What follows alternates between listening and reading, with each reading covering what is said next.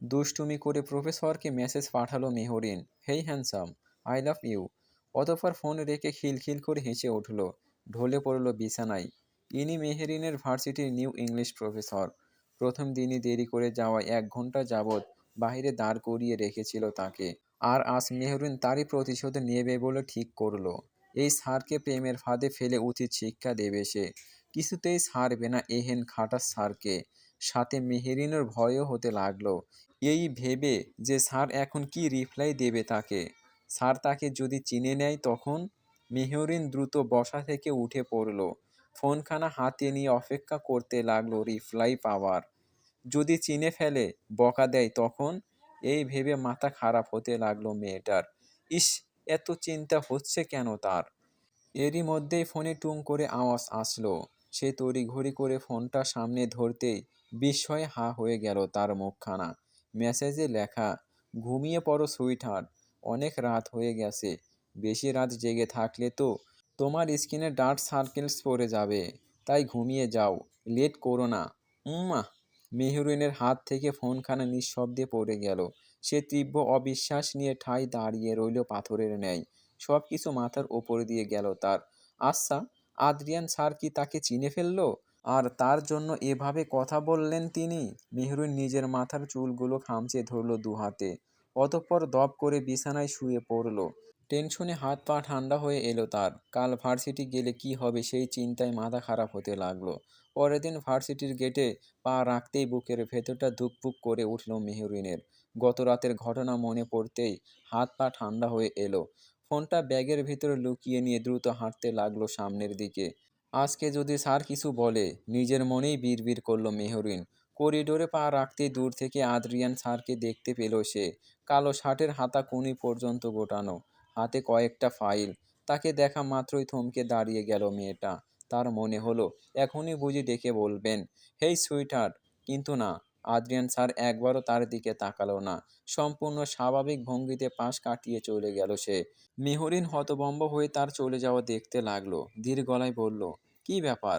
কথাটা বলে নিজের গাল নিজেই টিপে দেখল সে। স্যার কি তাহলে চিনতেই পারেননি আমায়, নাকি চিনেছেন কিন্তু কিছু বলছেন না যে? কথাখানা ভাবতে ভাবতে সামনের দিকে পা বাড়ালো সে। ক্লাস শুরু হওয়ার 5 মিনিট আগে সিটে গিয়ে বসলো। অথচ পুরো সময়টাতে তার চোখ ছিল দরজার দিকে। অলস ভঙ্গিতে প্রথম ক্লাসটা করেই অপেক্ষা করতে লাগলো আদ্রিয়ান স্যারের। এর কয়েক মুহূর্ত বাদেই আদ্রিয়ান স্যার প্রবেশ করলেন ক্লাসে। Good morning everyone. Good morning sir. সবাই একসাথে উত্তর দিল। আদ্রিয়ান উপস্থিতি নেওয়া শুরু করলো। একে একে সবার নাম ডাকলো। মেহরিন স্তব্ধ হয়ে দেখতে লাগলো আদ্রিয়ানকে। ঠিক তখনই তার কানে ভেসে এলো, মেহরিন তাসনিম। আদ্রিয়ানের কণ্ঠে কেঁপে উঠল মেহরিন। পাশে বসে থাকা তার বান্ধবী শিভা ধাক্কা মারল মেহরিনকে। সম্বিত ফিরে পেতেই কাঁপা গলায় বলল, জি স্যার। আদ্রিয়ান খাতায় টিক দিয়ে একবার মেহরিনের পানে চাইল। তার তীক্ষ্ণ চাহনিতে মেহরিনের বুকটা কেঁপে উঠল। তবে এক পলক তাকিয়েই চোখ ফিরে নিল আদ্রিয়ান। আবার পরের নাম ডাকতে শুরু করলো সে। না কোনো অতিরিক্ত দৃষ্টি, না কোনো ইঙ্গিত, না কোনো ব্যঙ্গ। যেন গত রাতে কিছুই ঘটেনি। আর এটাই মেহরিনের অস্থিরতাকে দ্বিগুণ বাড়িয়ে দিল।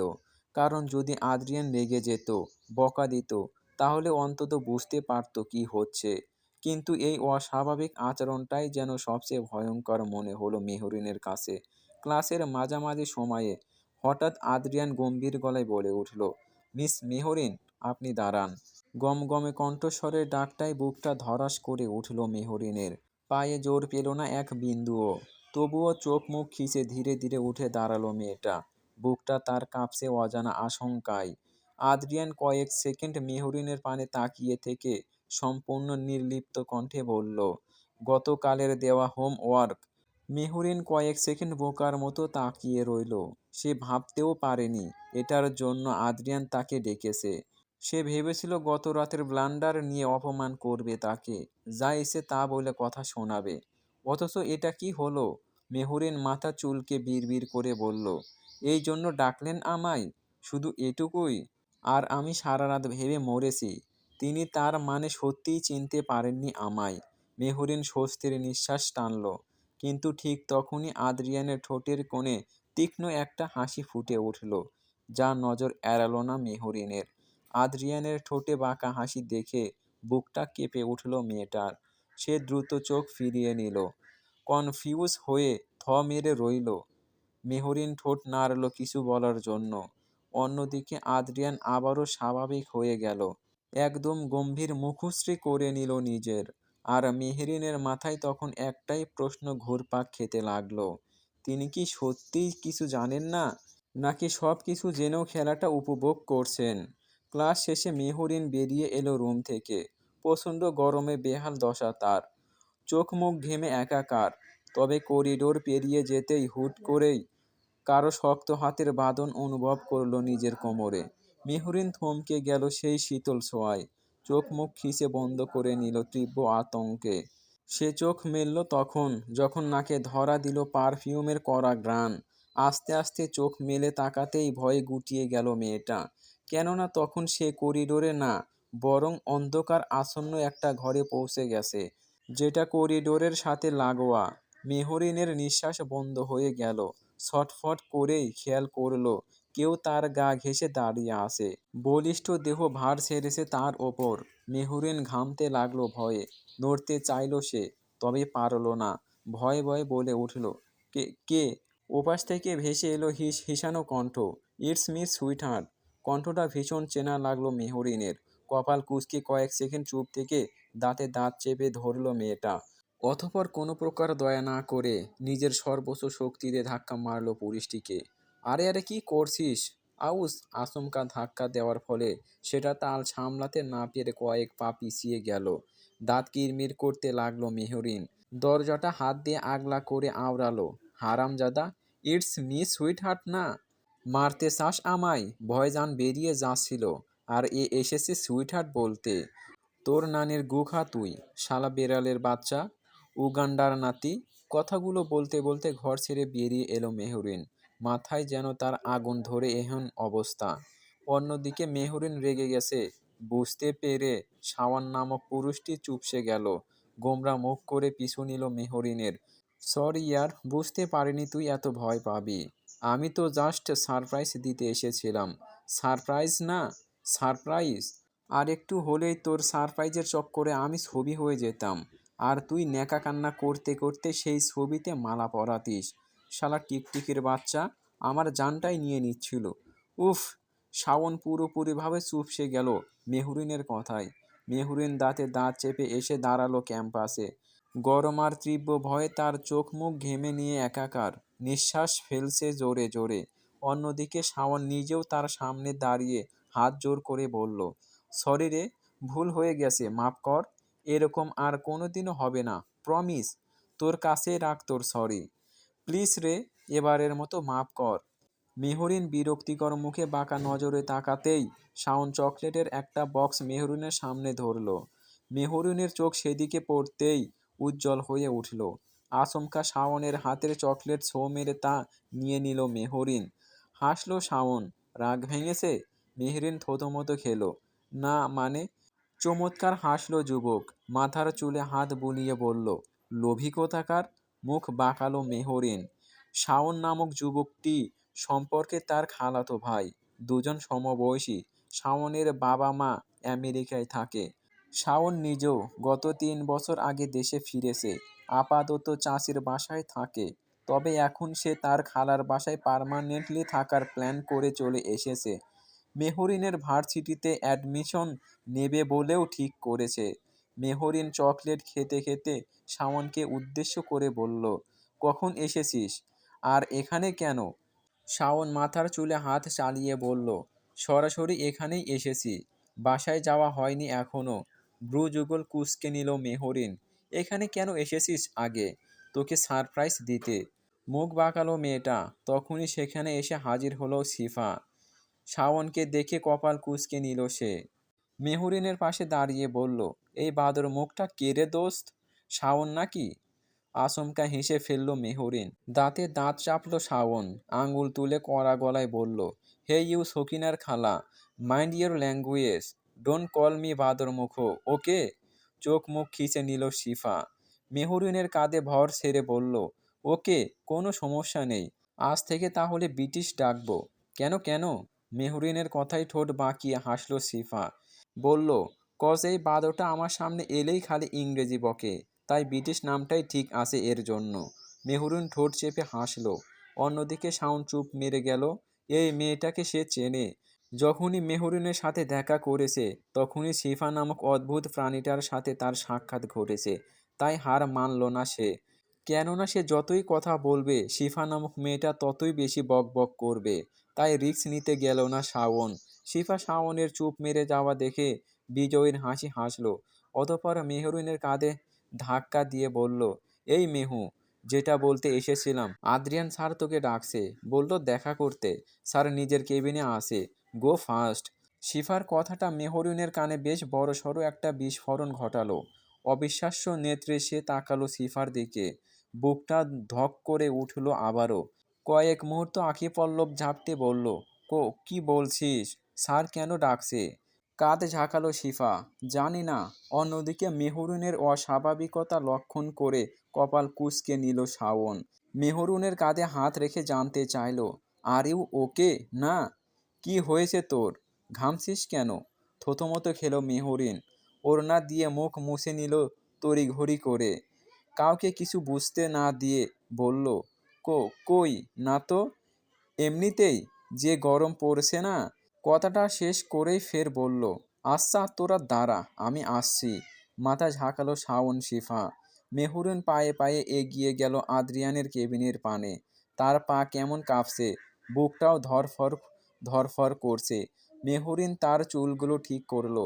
কাপা পায়ে এসে থামলো আদ্রিয়ানের কেবিনের সামনে।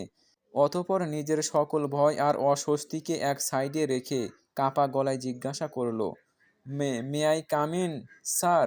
ওপাশ থেকে ভেসে এলো গমগমে কণ্ঠস্বর, কাম ইন। মেহরিন কাপা হাতের দরজা ঠেলে ভিতরে ঢুকতেই থমকে গেল। চোখ জোড়া স্থির হলো এক রমণীর মুখ পানে, যে অদ্ভুত ভঙ্গিতে কোমর হেলিয়ে বসে আছে। ওয়েস্টার্ন ড্রেসের সাথে উঁচু হিল সমেত ভারী মেকআপে ঢাকা মেয়েটিকে অদ্ভুত লাগলো মেহরিনের। এত ছোট্ট পোশাক কেউ পরে নাকি? মেহরিন প্রবেশ করতেই কেমন বাঁকা নজরে তাকালো রমণী। তবে মেয়েটা সেদিকে পাত্তা না দিয়ে তার মুখ হতে চোখ ফিরিয়ে কাঁপা কাঁপা আঁখি পল্লব মেলে ধরল সামনের দিকে। তবে তার মনে আরও একটা প্রশ্নের উদয় হলো, এই মেয়েটি কে? আদ্রিয়ান স্যারের কেবিনে কি করছে? আর এমন অদ্ভুত ভঙ্গিতেই বা বসে আছে কেন?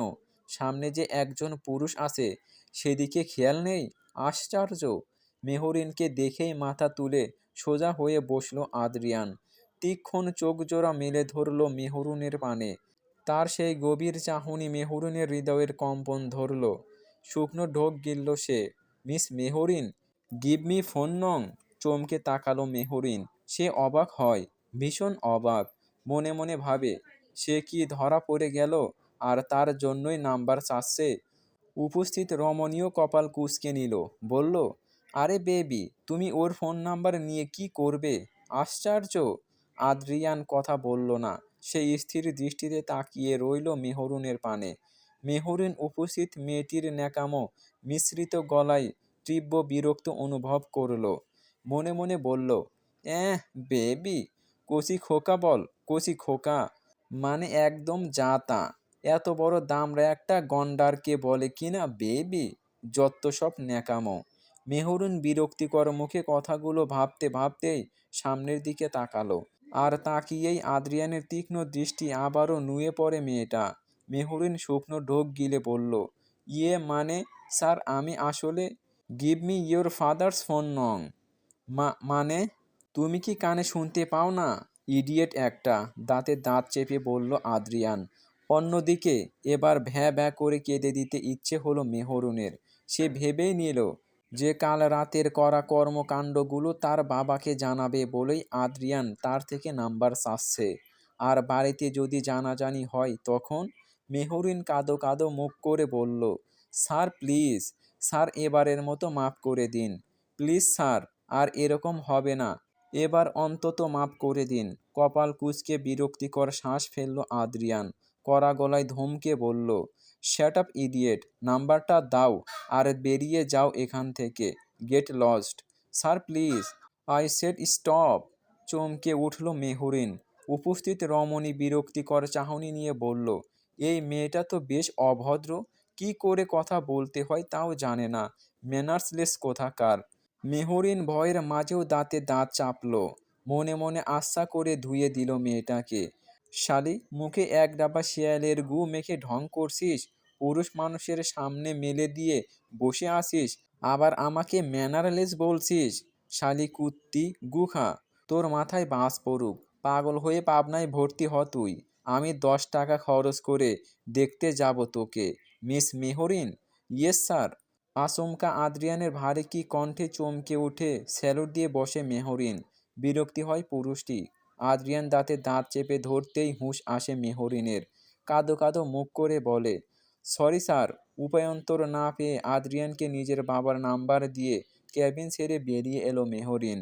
বুকে হাত দিয়ে বেশ কয়েকবার ফু দিল। অতঃপর সোজা ক্যাম্পাসে চলে এলো। শাওন শিপা তখন সেখানেই দাঁড়িয়ে তার জন্য।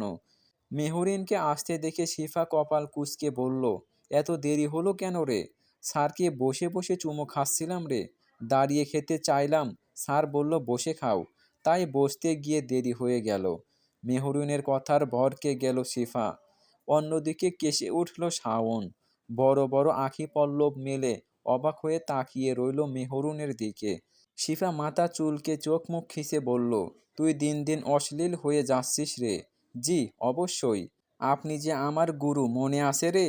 থতমত খেল শিফা, বিরক্তিকর শ্বাস ফেলল, চুপ মেরে গেল। অন্যদিকে রাগান্বিত মেহরুন ভাবতে লাগলো বাড়ি ফিরে তার আজ কি হবে। আদ্রিয়ান যদি বাড়িতে সব বলে দেয় তাহলে তার খেলা এখানেই শেষ। কথাটা ভাবতেই কান্না পেল তার। দপাদপ পা ফেলে বেরিয়ে গেল ক্যাম্পাস হতে।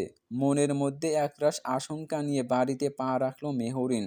পিছু পিছু স্বগতিতে হেঁটে এলো শাওন। মেহরুনের মা সুফিয়া বেগম মেয়ের পিছু পিছু শাওনকে দেখে বেশ অবাক হলেন। শাওন যে আসবে তা তিনি জানতেন না মোটেও। তড়িঘড়ি করে রান্নাঘর হতে বেরিয়ে এলেন তিনি। আসলে হাত মুছে শুধালেন, আরে আব্বা তুই মেহুর সাথে? খালামণিকে দেখে একগাল হাসল শাওন। দপ করে সোফায় বসে গা এলিয়ে দিয়ে বলল, হ্যাঁ খালামণি, চল এলাম।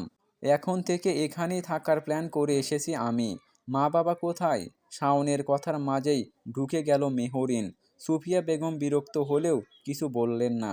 শাওনের হাতে পানির গ্লাসটা তুলে দিতে দিতে বললেন, দেখ কই গেল, কে জানি ফোন দিল, সেটা নিয়েই ঘরে চলে গেল। মেহরুনের বুকটা ধক করে উঠল। ফোন? আদ্রিয়ান কি তবে সত্যিই ফোন করেছে? কথাখানা ভাবতে গিয়ে মুহূর্তে গলা শুকিয়ে এলো মেহরুনের। কাপা কাপা চোখে বাবার ঘরের দিকে একবার তাকালো সে। দরজাটা বন্ধ, ভেতর থেকে কোনো আওয়াজও আসছে না। আমি রুমে যাচ্ছি। কথাটা বলেই আর দাঁড়ালো না মেহরিন। প্রায় দৌড়ে নিজের ঘরে ঢুকে দরজা লাগিয়ে দিল। বিছানার ওপর বসে কয়েক মুহূর্ত হাঁপাতে লাগলো সে। মাথার মধ্যে একই চিন্তা ঘুরপাক খাচ্ছে। যদি বাবা সব জেনে যায়, যদি আদ্রিয়ান স্যার সব বলে দেয়, যদি আজকেই আমার জানাজা হয়ে যায়। বিরক্ত হলো মেহরিন। শেষের কথাগুলো ভাবতেই নিজের মাথায় আলতো করে চাপড় মারল সে। বিড়বিড় করে আওড়ালো, হায় আল্লাহ, কেন যে ওই মেসেজটা পাঠাতে গেলাম। অনেকক্ষণ অস্থির হয়ে বসে থাকার পর ফ্রেশ হওয়ার জন্য ওয়াশরুমে ঢুকে গেল মেহরিন। ঠান্ডা পানি মুখে দিতেই কিছুটা স্বস্তি পেল, তবে বুকের ধুকপুকানি একটুও কমল না। প্রায় 20 মিনিট পর ফ্রেশ হয়ে বের হলো সে। ভেজা চুল তোয়ালে দিয়ে মুছতে মুছতে বিছানার দিকে এগোতেই হঠাৎ ফোনের মেসেজের শব্দ ভেসে এলো। কপাল কুঁচকে গেল মেহরিনের। আদ্রিয়ানের কথা মনে পড়তেই তার বুকের ভেতরটা আবারও ধড়াক করে উঠল। ধীরে ধীরে ফোনটার দিকে তাকালো সে। স্ক্রিনে জ্বলজ্বল করছে একটি নোটিফিকেশন। নাম দেখে মুহূর্তে গলা শুকিয়ে কাঠ হয়ে গেল তার। ইয়া আল্লাহ! কাপা হাতে ফোনটা তুলে নিল মেহরিন। তার আঙ্গুল পর্যন্ত কাঁপছে তীব্র ভয়ে। অনেক সাহস সঞ্চয় করে মেসেজটা খুলতেই তার চোখ দুটো বিস্ফারিত হয়ে গেল। হেই সুইটহার্ট! মেসেজটা দেখে মেহরুনের চোখ কোটর ছেড়ে বেরিয়ে আসার উপক্রম হলো। হাতের ফোনটা প্রায় ফেলেই দিচ্ছিল সে। কয়েক মুহূর্ত হাঁ করে স্ক্রিনের দিকে তাকিয়ে রইল। অতঃপর কাঁপা কাঁপা আঙ্গুলে টাইপ করলো, আপনি? আপনি কি আমায় চেনেন? মেসেজটা সেন্ড হতেই বুকের ধুকপুকানি আরও বেড়ে গেল মেহরিনের। ঘামতে লাগলো মেয়েটা। কয়েক সেকেন্ড পরই রিপ্লাই এলো, তুমি তো আমায় চেনো তাই না? মেহরিন থমকে গেল সেই কথায়, ভ্রু কুঁচকে গেল তার। কথার মানে কি? সে শুকনো ঢোক গিলে আবার লিখল, আমি কিছু বুঝতে পারছি না। মেহরিন মেসেজ পাঠালেও কয়েক সেকেন্ড কোনো রিপ্লাই এলো না ওপাশ থেকে। মেহরিন অপেক্ষা করছিল রিপ্লাইয়ের, কিন্তু অনেকটা সময় পেরিয়ে গেলেও উত্তর এলো না। সে ভাবল উত্তর আসবে না, তাই ফোন বিছানায় ছুঁড়ে ফেলতে হাত তুলতেই টুং করে আবারও শব্দ হলো। মেহরিন ভরকে গিয়ে মেসেজটা ওপেন করলো। বুঝতে পারছো না? নাকি বুঝতে চাইছো না? শুরুটা তুমি করেছো সুইটহার্ট, শেষটা আমিই করব। মেসেজটা দেখে মেহরিন ধপ করে বিছানায় বসে পড়ল। সে বেশ বুঝে গেছে আদ্রিয়ান তাকে আর ছাড়বে না। নিশ্চয়ই চিনেও ফেলেছে তাকে। মেহরিনের বড্ড কাঁদতে ইচ্ছে হলো। সেদিনের প্রতিশোধ নিতে গিয়ে নিজেই যে নিজের পায়ে কুড়োল মেরে বসেছে তা বুঝতে আর তার বাকি রইল না। বেবি, কি করছিস? ভাবনার মাঝেই দরজার ওপার থেকে ভেসে এলো এহেন স্বর। কপাল কুঁচকে নিল মেহরিন। বুঝতে পারল দরজার ওপাশ থেকে নক করে যাচ্ছে শাওন। শাওনের মুখে বেবি ডাকটা শুনে আচমকা বড্ড রাগ হলো তার। মনে পড়ল আদ্রিয়ানের কেবিনে উপস্থিত থাকা সেই রমণীটির কথা, আর মনে হতেই ভীষণ রাগ হলো তার। কি ন্যাকামোই না করে আদ্রিয়ানকে সে বেবি বলে ডাকলো, আর আদ্রিয়ানও কিচ্ছু বলল না। উফ, কি করছিস বেবি? Are you okay? না, দরজা খুলছিস না কেন? পুনরায় সে শব্দে মেহরিন দাঁতে দাঁত চেপে দরজার পানে এগিয়ে গেল। সপাটে দরজা খুলে আচমকা শাওনের ঝাগড়া চুলের মুঠি চেপে ধরল সে। তীব্র ব্যথায় কুঁকিয়ে উঠল শাওন। আহ, আহ, কি করছিস? মেহু, ছাড়। ছাড়বো না, হারামজাদা। বেবি কাকে বলছিস তুই? কোন অ্যাঙ্গেলে আমাকে বেবি মনে হয়? বাচ্চা আমি? বাচ্চা ভাবছিস আমায়? মেহেরিন আচমকা শাওনকে ছেড়ে সামনে দাঁড়িয়ে নিজেকে দেখাতে দেখাতে বলল, দেখ রে গরু, বাচ্চা নই আমি, উল্টো আরও একটা বাচ্চা পয়দা করার ক্ষমতা রাখি আমি। দেখ, ভালো করে দেখ। কথাটা শেষ করেই বিজয়ীর ভঙ্গিতে দাঁড়িয়ে রইল মেহরিন। অন্যদিকে শাওন কয়েক সেকেন্ড হাঁ করে তাকিয়ে রইল তার দিকে। কি? অতঃপর নিজের দুই কান চেপে ধরল সে। চিৎকার দিয়ে ডেকে উঠল খালামণিকে। খালামণি, খালামণি, তোমার মেয়ে দিন দিন তার কাটা হয়ে যাচ্ছে। মাথার সব তার ছিঁড়ে গেছে। দেখো কি অদ্ভুত কথা বলছে। চুপ কর, বলে আবারও শাওনের মাথায় একটা গাড্ডা বসিয়ে দিল মেহরিন। শাওন ব্যথায় চোখ মুখ খিঁচে নিল। আউস! ব্যথাতুর আওয়াজ করেই ফের বলল, আমি তোকে দেখতে এসেছি, আর তুই আমাকে এভাবে মারছিস? মেরে দিবি নাকি? আর একবার বেবি বললে সত্যিই মেরে ফেলবো তোকে। শাওন তড়িঘড়ি করে দুই হাত তুলে আত্মসমর্পণের ভঙ্গি করল। অতঃপর সশব্দে আওড়ালো, ওকে ওকে, আর বলবো না। এই জীবনেও আর বেবি বলবো না। গুড। সন্তুষ্ট হয়ে মাথা নাড়ল মেহরিন। শাওন বিরক্তিকর শ্বাস ফেলে বেরিয়ে গেল মেহরিনের ঘর ছেড়ে। বেচারা যতই মেহরিনকে একটু নিজের দিকে টানতে চায় ততবারই ফেল করে বসে। অন্যদিকে ঠিক সেই সময় শহরের অভিজাত এলাকায় অবস্থিত চৌধুরী ম্যানশনের বিশাল ড্রয়িং রুমে বসেছিলেন আশিক চৌধুরী ও তার স্ত্রী সালেহা চৌধুরী। আশিক চৌধুরী সংবাদপত্রে চোখ বুলাচ্ছিলেন, আর সালেহা চৌধুরী বিরস মুখে সোফায় বসে ফল কাটছিলেন। বাড়িটা বড্ড ফাঁকা তাদের। একমাত্র ছেলে আদ্রিয়ান চৌধুরী ছাড়া আর কোনো দ্বিতীয় সন্তান নেই। ছেলেটাকে বিয়ে দিতে চাইলেও সেদিকে তার কোনো ধ্যান নেই। আর সেই বিষয়ে কথা বলতে বলতে থেমে গেছেন তারা। একটু আগেই স্বামী স্ত্রী ঝগড়া করেছেন ছেলের বিয়ে নিয়ে। সালেহা চৌধুরী স্বামীকে বলেছিলেন, যেভাবে পারো ছেলেকে বিয়ে দেওয়ার ব্যবস্থা করো। তবে আশিক চৌধুরী ব্যর্থ হন স্ত্রীর কথা রাখতে। আর তার জন্যই দুজন কপাত-কপতি প্রথমে ঝগড়া করে এখন বিরস মুখে বসে আছেন। কথা বলছেন না একে অপরের সাথে। ঠিক তখনই নীরবতার বুক চিরে সামনের দরজা ঠেলে ভেতরে প্রবেশ করল আদ্রিয়ান। গট গট করে হেঁটে এসে কোটটা সোফায় রাখল সে। ছেলেকে দেখে উজ্জ্বল হয়ে উঠল সালেহা চৌধুরীর মুখ। ভাবল ছেলেকে বিয়ের কথা আবারও একবার বলবে। জানে, বললে নিশ্চয় আবারও বকা খেতে হবে। তবুও বলবেন বলে ঠিক করলেন তিনি। হাসি হাসি মুখ করে ডেকে উঠলেন ছেলেকে। এই তো আমার ছেলে। বাবা, একটা কথা বলবো তোকে। হুম। সংক্ষিপ্ত উত্তর দিল আদ্রিয়ান। আশিক চৌধুরী বুঝলেন স্ত্রী কি বলতে পারে, তাই আগে ভাগেই চোখের ইশারায় বারণ করলেন বিয়ের কথা না বলতে। ছেলে সবে ফিরেছে, এখন রেগে গেলে কি হবে? স্বামীর চোখের ইশারায় চুপসে গেলেন সালেহা চৌধুরী। প্রসঙ্গ পাল্টে মলিন মুখে জিজ্ঞাসা করলেন, খেয়েছো কিছু? না। দেখেছো ছেলের কাণ্ড? না খেলে শরীর খারাপ করবে তো বাবা, স্নেহ মিশ্রিত কণ্ঠে বললেন সালেহা চৌধুরী। আদ্রিয়ান সোফায় বসে ফোন বের করলো। কয়েক সেকেন্ড স্ক্রিনে কিছু টাইপ করতেই আশিক চৌধুরীর ফোনে টুং করে শব্দ হলো। কপাল কুঁচকে ফোন বের করলেন তিনি। একটা নাম্বার পাঠিয়েছে আদ্রিয়ান। আশিক চৌধুরী অবাক হয়ে বললেন, এটা কার নাম্বার? আদ্রিয়ান বাবার পানে তাকালো। নির্বাক গলায় উত্তর দিল, তোমাদের বৌমাকে ঘরে আনার ব্যবস্থা করো। এটা শ্বশুর মশাইয়ের নাম্বার। কথাটা শুনে আশিক চৌধুরীর হাত থেমে প্রায় ফোন পড়ে যাওয়ার উপক্রম হলো। চোখ জোড়া বড় বড় হয়ে গেল তার। যেই ছেলেকে জোর করেও বিয়ে করাতে পারছেন না, সেই ছেলে আজ তাকে এরূপ কথা বলল। কি? সালেহা চৌধুরীও হাতের ছুরিটা নামিয়ে বিস্ফোরিত চোখে তাকালেন। ভুল শুনলেন কি না যাচাই করার জন্য চোখ ঘষলেন। আদ্রিয়ান, তুই কি বললি? বাবার কথায় আদ্রিয়ান শান্ত ভঙ্গিতে সোফায় হেলান দিল। যেটা শুনেছ, তোর তোর পছন্দর মেয়ে আছে, তাই বিয়ে করছিস না?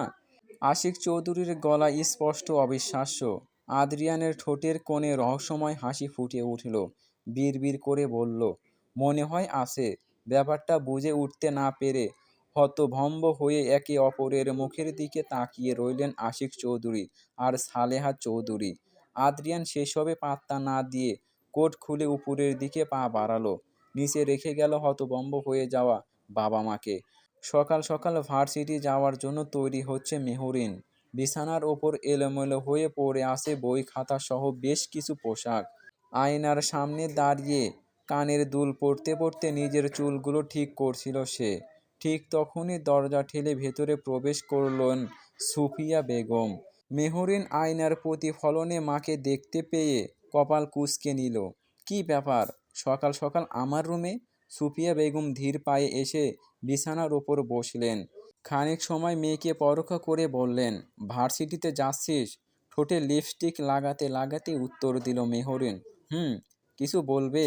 সুফিয়া বেগম কয়েক সেকেন্ড চুপ থেকে বললেন, আজ যেতে হবে না, বাসায় থাক। মুহূর্তেই হাত থামিয়ে দিল মেহরিন। কেন? বাড়িতে মেহমান আসবে? মেহরিন ঘুরে দাঁড়ালো। পানির গ্লাস হাতে তুলে তা পান করতে করতে বলল, মেহমান আসবে তো কি হয়েছে, আমি ভার্সিটি যাব। আজকে তোকে দেখতে পাত্রপক্ষ আসবে। কথাটা শুনে ঠিক যেই মুহূর্ত পানি খেতে যাচ্ছিল মেহরিন, সেই মুহূর্তেই বিষম খেয়ে কাশতে শুরু করলো।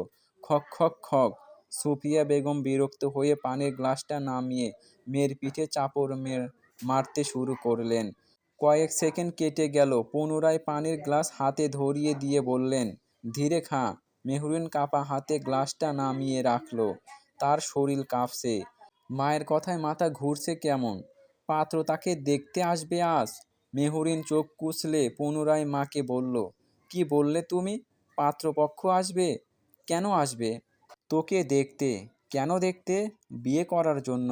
মেহরিন এমন মুখ করল যেন পৃথিবীর সবচেয়ে ভয়ঙ্কর খবরটা শুনেছে। সে মায়ের হাত ধরে বলে উঠল, না। মানে? মানে না। কি না? বিয়ে না। কেন? কারণ আমি বিয়ে করছি না। সুফিয়া বেগম চোখ পাকালেন। মেয়ের হাত ছেড়ে বিরক্ত বদনে কয়েক মুহূর্ত তাকিয়ে রইলেন। পরিস্থিতি খানিক গম্ভীর হয়ে পড়ল। সুফিয়া বেগম চোখ মুখ খিচে বললেন, তোকে কেউ জিজ্ঞাস করেছে? মেহরিন কাঁদো কাঁদো মুখে চট করে উত্তর দিল, অবশ্যই করবে। বিয়ে আমার, মতামতও আমার। বেশি কথা বলিস না। আমি বিয়ে করব না। করবি? করব না। করবি? করব না। করবি? না হ্যাঁ, না হ্যাঁ, না মানে না। মেহরিনের কথায় শেষমেশ বিরক্ত হয়ে মাথায় হাত দিলেন সুফিয়া বেগম। এই মেয়ে যে সোজা কথা শোনার মানুষ না, তা তিনি জানেন। আল্লাহ, এই মেয়েকে নিয়ে আমি কি করি? মেহরিন দুই হাত কোমরে রেখে দাঁড়িয়ে রইল। দেখো মা, আমি এখনো পড়াশোনা করছি। এখন আমার বিয়ে টিয়ে করার কোনো ইচ্ছাই নেই। সুফিয়া বেগম বোঝানোর ভঙ্গিতে বললেন, ওরা শুধু দেখতে আসবে। মেহরিন চোখ মুখ কুঁচকে নিল। আমি কি জাদুঘরের কোনো মূল্যবান পাথর অথবা হীরের জহরত যে ওরা আমায় পরিদর্শন করতে আসবে? দেখতে দিব না আমাকে? দিবি? জেদ ধরে বসে মেহরিন। দিব না? দিবি? না? হ্যাঁ। সুফিয়া বেগম এবার সত্যি সত্যিই রেগে গেলেন। চিৎকার করে বলে উঠলেন, আমি কোনো কথা শুনতে চাই না। দুপুরের মধ্যে তৈরি হয়ে থাকবে। কথাটা বলেই ঘর থেকে বেরিয়ে গেলেন তিনি। মেহরিন হতবাক হয়ে দাঁড়িয়ে রইল। কয়েক সেকেন্ড পর ধক করে বিছানায় বসে পড়ল সে। কপালে বিরক্তির ছাপ। ইয়া আল্লাহ! এরা আমারে বেচে দিচ্ছে। আমি কি এতই বেশি খেতাম? দিনে তো মাত্র ৭ বারই ভাত খাই। বেশি এটা? মাথার চুল খামচে ধরল মেহরিন। বিড়বিড় করে বলল, আরও অনেক কথা। এরই মধ্যেই ফোন বেজে উঠল তার। ভাবনার জগৎ থেকে ছিটকে বেরিয়ে এলো রমণী। তাকালো স্ক্রিনে ভেসে ওঠা নাম্বারটার পানে। শিফা কল দিয়েছে বুঝতে পেরেই চট করে হাত বাড়ালো ফোনের পানে। কল রিসিভ করতেই ওপাশ থেকে চিৎকার ভেসে এলো, এই মেহু, কোথায় তুই? মেহরিন ফোন খানিকটা আলগা করলো কান হতে। অতঃপর হতাশার স্বরে আওড়ালো, আমার জীবন ধ্বংস হয়ে গেছে রে। ওপাশে শিফা কপাল কুঁচকে নিল। কপাল স্লাইড করতে করতে জানতে চাইলো, আবার কি হলো? মেহরিন মুখখানা কুঁচকে উত্তর দিল, পাত্র আসবে। 2 সেকেন্ড নীরবতা কাটল দুই বান্ধবীর মধ্যে। তারপর কি? সিফার চিৎকারে ফোনটা কান থেকে সরিয়ে নিল মেহরিন। দাঁতে দাঁত চেপে বলল, চিল্লাস না। পাত্র আসবে মানে? আমাকে দেখতে? তুই রাজি? না। আন্টি? হ্যাঁ। আঙ্কেল? হ্যাঁ। সিফা হতাশ হয়ে বলল, তাহলে তুই শেষ। ধন্যবাদ, গম্ভীর গলায় বলল মেহরিন। সিফা খিলখিল করে হেসে উঠল। অতঃপর বলল, শোন, ভার্সিটিতে যাস না? যাব না। না, তাহলে বিউটি পার্লারে যাবি? সিফার কথায় মেহরিনের চোখ জোড়া বড় বড় হয়ে এলো। একেই পাত্রের চিন্তায় মাথা খারাপ হচ্ছে, এ আবার বিউটি পার্লারের কথা বলছে। মাথা ঠিক আছে সিফার? মেহরিন কপাল কুঁচকে নিল। বিরক্তিকর শ্বাস ফেলে বলল, কি বলছিস? মাথা ঠিক আছে? হ্যাঁ, যা বলছি ভেবেই বলছি। দেখ, তোর মা বাবা যখন বলেছে পাত্র আসবে, তাহলে আসবেই। তুই আটকাতে পারবি না। কিন্তু পাত্র যদি আসবেই, তাহলে তোকে সুন্দর দেখাতে হবে না? তোরও তো একটা প্রেস্টিজ আছে বল। মেহরিন মাথা চুলকাতে লাগলো সিফার কথায়। বান্ধবী তার খুব একটা ভুল কিছু বলেনি। সে বিয়ে করুক বা না করুক, পাত্রের সামনে তো তাকে সুন্দরী দেখাতেই হবে, নইলে প্রেস্টিজে কি হবে তার? কথাগুলো ভাবতে গিয়ে মেহরিন নিজের দিকে তাকালো। চুলগুলো কেমন দেখাচ্ছে, আর মুখটা? না, তাকে যেতে হবে। মেহরিন চুপ করে আসে বলে বিরক্তিকর শ্বাস ফেলে সিফা বলল, আধ ঘন্টার মধ্যে রেডি হয়ে নিচে নাম। মেহরিন নিচে সরে হ্যাঁ বলে ফোনটা নামিয়ে রাখলো। প্রায় 40 মিনিট পর বাড়ির সামনে এসে দাঁড়ালো সিফা। শাওন নিজেও রেডি হয়ে নিচে নামলো। বেচারার মুখটা শুকিয়ে গেছে মেহরিনের বিয়ে হয়ে যাওয়ার কথা শুনে। মেহরিন নিচে নামতেই সিফার পানে চেয়ে মৃদু হাসল। অতঃপর তিনজন একসাথে বেরিয়ে পড়ল বিউটি পার্লারের উদ্দেশ্যে। প্রায় 1.5 ঘন্টা পর বিউটি পার্লার থেকে বেরিয়ে এলো তিনজন। মেহরিন বারবার মোবাইলের ফ্রন্ট ক্যামেরায় নিজের মুখ দেখছে। চুলগুলো বেশ সুন্দর করে সেট করা হয়েছে, মুখেও হালকা মেকআপ। সিফা গর্বিত ভঙ্গিতে বলল, দেখেছিস আমি না থাকলে তোর কি অবস্থা হতো? মেহরিন ঠোঁট বাঁকিয়ে বলল, পৃথিবী ধ্বংস হয়ে যেত। অবশ্যই। শাওন দুইজনের কথোপকথন শুনে বিরক্তি মুখে বলল, তোরা দুইজনই নিজের ফ্যান, তোর সমস্যা? একসাথে বলে উঠল শিফা আর মেহরিন। শাওন সঙ্গে সঙ্গে চুপ মেরে গেল। তিনজন রাস্তার পাশে এসে রিকশার জন্য দাঁড়ালো। দুপুরের রোদটা বেশ কড়া। মাঝে মধ্যে দু একটা রিকশা গেলেও সবগুলোতেই যাত্রী বসা। মেহরিন বিরক্ত হয়ে বলল, আজকেই সব রিকশাওয়ালা উধাও হয়ে গেল। ঠিক তখনই তাদের সামনে এসে ধীরে ধীরে থামলো একটি কালো গাড়ি। গাড়িটা দেখেই কেন জানি বুকটা ধক করে উঠল মেহরিনের। পরের মুহূর্তেই গাড়ির দরজা খুলে বেরিয়ে এলো আদ্রিয়ান। কপাল কুঁচকে আসে তার। ভার্সিটি গিয়েছিল, তবে জরুরি একটা কাজ পড়ে যাওয়ায় সেখান থেকে বেরিয়ে এসেছে সে। আর এখন পথে মধ্যে মেহরিনদের দাঁড়িয়ে থাকতে দেখে নিজেও থেমে গেল। আদ্রিয়ানকে দেখে মেহরুনের মুখের রং মুহূর্তেই উধাও, গলা শুকিয়ে কাঠ হয়ে এলো। শুকনো ঢোক গিলে ফিস ফিস করে বলল, ইয়া আল্লাহ! সিফা আর শাওনও থমকে গেল পুরুষটিকে দেখে। সিফা মাথায় হাত দিল। ভার্সিটি না গিয়ে যে এখানে এসেছে তারা বুঝতে পারলে এই রাগে স্যার নিশ্চয় পানিশমেন্ট দেবেন। তখন কি হবে? আদ্রিয়ান গাড়ি থেকে নেমে তিনজনের দিকে তাকিয়ে কপাল কুঁচকে নিল। গম্ভীর গলায় বলল, ভার্সিটির সময় এখানে কি করছো তোমরা? কেউ উত্তর দিল না তার শক্ত কণ্ঠে। আদ্রিয়ান পুনরায় বলল, আমি কিছু প্রশ্ন করেছি। মেহরুন শুকনো ঢোক গিলল, বলল, ইয়ে মানে স্যার, আসলে কি আসলে? মেহরুন কাঁদো কাঁদো মুখে সিফার পানে তাকালো। সেও মুখ লুকাচ্ছে ভয়ে। মেহরিন আদ্রিয়ানের দিকে ফিরে চোখে চোখ রাখতে চাইল, তবে পারল না। হাত পা কেমন ঠান্ডা হয়ে আসছে। মেহরুনের মাথায় তখন প্রচণ্ড গতিতে সলিড একখানা অজুহাত খুঁজছে। Answer me idiot. স্যার, আসলে সিফার নানি মারা গেছে। আদ্রিয়ানের ধমকে হুট করে মুখ ফসকে কথাখানা বলে ফেলল মেহরিন। কথাটা বলে নিজে নিজেই থমকে গেল সে। সিফা শাওনও থমকে গেল তার কথায়। তিনজনই কয়েক সেকেন্ড পাথরের মতো দাঁড়িয়ে রইল। অন্যদিকে আদ্রিয়ানের ভ্রু ধীরে ধীরে উপরে উঠল। সে সিফার দিকে তাকালো, কপাল কুঁচকে জিজ্ঞাসা করল, তোমার নানি মারা গেছেন? সিফা পাথরের ন্যায় ধীরে ধীরে মেহরুনের দিকে তাকালো। তা দেখে মেহরিন এমনভাবে চোখ বড় করল যেন এখন না বললে পৃথিবী ধ্বংস হয়ে যাবে। সিফা মেহরুনের ভয়ার্ত মুখ দেখে মনে মনে ১০১টা গালি ছুড়ল। তাকে কেন বলির পাঁঠা হতে হলো ভেবে বড্ড কান্না পেল। কি হলো? কিছু জিজ্ঞেস করেছি আমি। পুনরায় আদ্রিয়ানের ধমকে সিফা তড়িঘড়ি করে মাথা নেড়ে বলল, জি জি স্যার। কখন? সিফা থতমত খেলো। এখন কি বলবে? এই তো, মানে আজ সকালে। সিফা উত্তর করার আগেই দ্রুত বলে উঠল মেহরিন।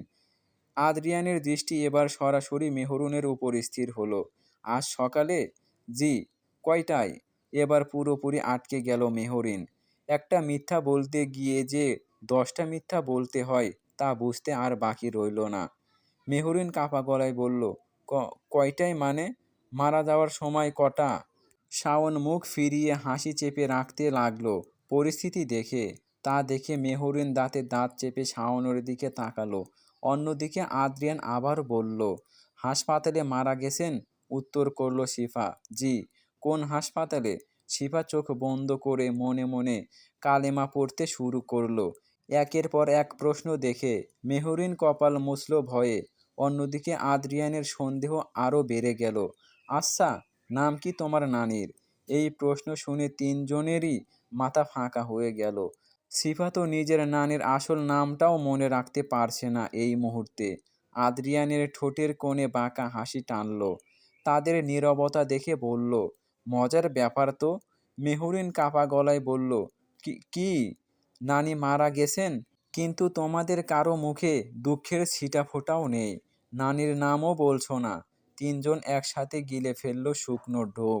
আদ্রিয়ান এবার দুই হাত গুটিয়ে দাঁড়ালো। আরেকটা প্রশ্ন। জি।